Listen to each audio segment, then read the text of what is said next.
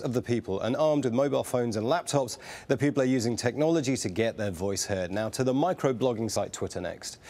This just in from the activist movement Shabab Libya.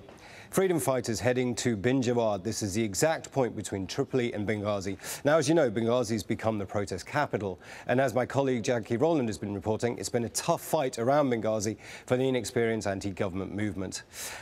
This rather tragic tweet from another activist movement. The Libyan people are no longer protesting. We're simply trying to survive. This is war, not revolution. Gaddafi changed the game. And in AlJazeera, the town the government claimed to have recaptured with this disturbing tweet. Injured protesters being kidnapped from hospitals in Zawiya.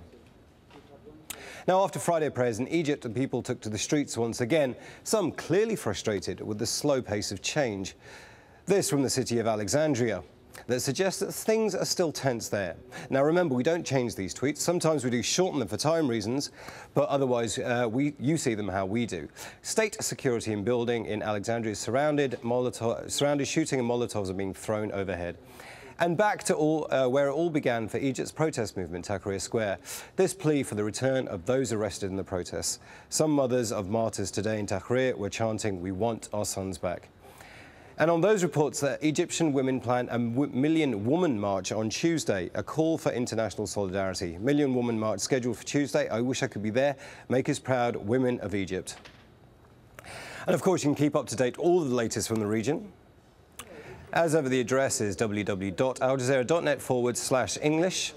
We have live blogs keeping up to date from Libya, Egypt and Bahrain, plus our own dedicated web correspondents, as well as a network of teams across the world, bringing you analysis, reporting, opinion and video from the heart of what's happening. But for now, back to you. Thanks very much indeed, Imran. Now, briefly in Pakistan, mourners have gathered for the funeral of the former Minorities Minister Shahbaz Bhatti. Security was tightened around Islamabad's main church, where a funeral service was held. Bhatti was shot dead on Wednesday. He'd been calling for reforms to Pakistan's controversial blasphemy law. Politicians in Taiwan say they feel threatened by China's plan to boost defence spending by 13%. Beijing played down the island nation's concerns, but Taiwan is urging the United States and Europe to sell them more weapons to develop their own arsenal. China says this year's defence budget will total 600 billion yuan, that's $91.5 billion US dollars.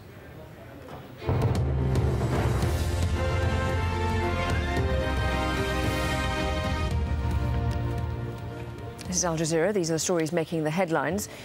Security forces have used tear gas and rubber bullets to break up an anti-Gaddafi protest in Libya's capital, Tripoli.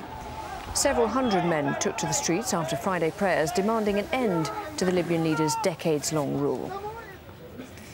Forces loyal to Gaddafi have been trying to regain control of the closest opposition-held city to the capital.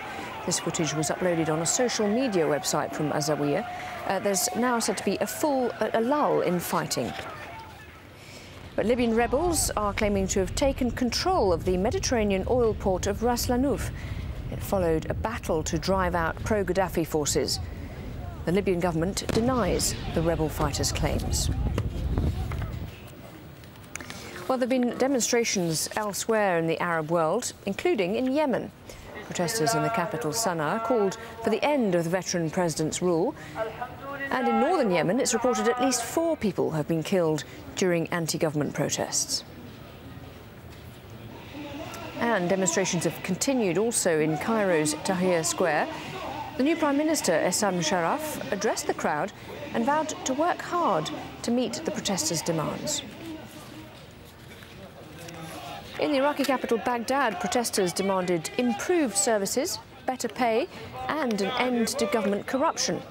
While further south in the city of Basra, security forces used water cannon and batons against anti-government demonstrators.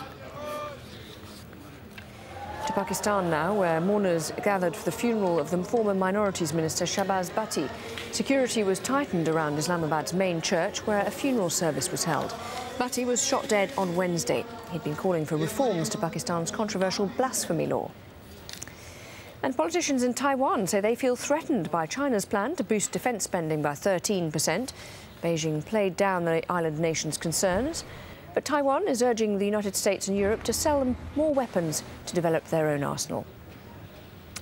Frost Over the World is coming up next here on Al Jazeera. Do stay with us if you can. Thanks for watching.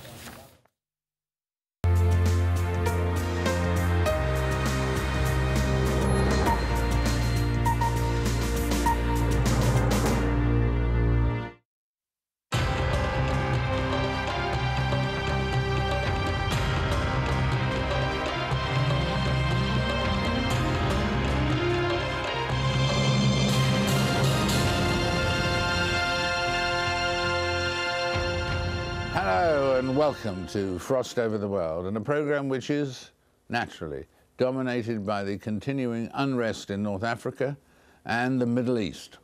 We'll be hearing from a leading pro-democracy activist in Yemen, a voice that's rarely heard, and from the head of the UN Refugee Commission, who is at the heart of this crisis in the Middle East and in North Africa, trying to deal with the humanitarian crisis on Libya's borders. But we begin with the increasing calls for international intervention in Libya. One of the most powerful voices calling for this form of military action, and in particular for a no-fly zone over Libya, is that of the former US presidential candidate, John McCain. He joins me now from Washington. John, you've been speaking firmly in the last few days about the advantages of a no-fly zone option. How would that work, and, well, do you think it would work? Well, first of all, David, you would declare it, which would have a, in my view, a very salutary effect on the Libyan pilots. As you know, there are severe questions about the morale and loyalty of people like that. 2 of them have already flown to Malta, as you know, and there is certainly some doubt as to whether they would fly for fear that sooner or later they would be shot down. Second of all, we have assets in the region. We have an aircraft carrier. We have bases in Italy and in Sicily, as you know, and we could work with our allies. The British Prime Minister and the French President have been very strong on this issue. And most importantly, everything I'm hearing out of Libya on the part of the people who are seeking freedom from Gaddafi's rule, they're asking for it. They're asking to be protected from air attacks, and that's an understandable desire. And in terms of making that approach and responding to that, I mean, how many other countries would be involved in this situation, do you think, John?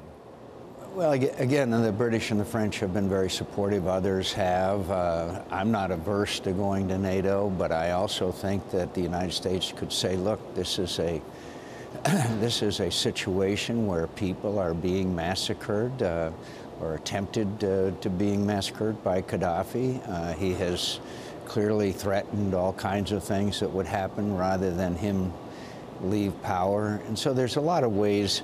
If you want to do these things, you can do them. If you want to wait for a Srebrenica or even a Rwanda or one of those things,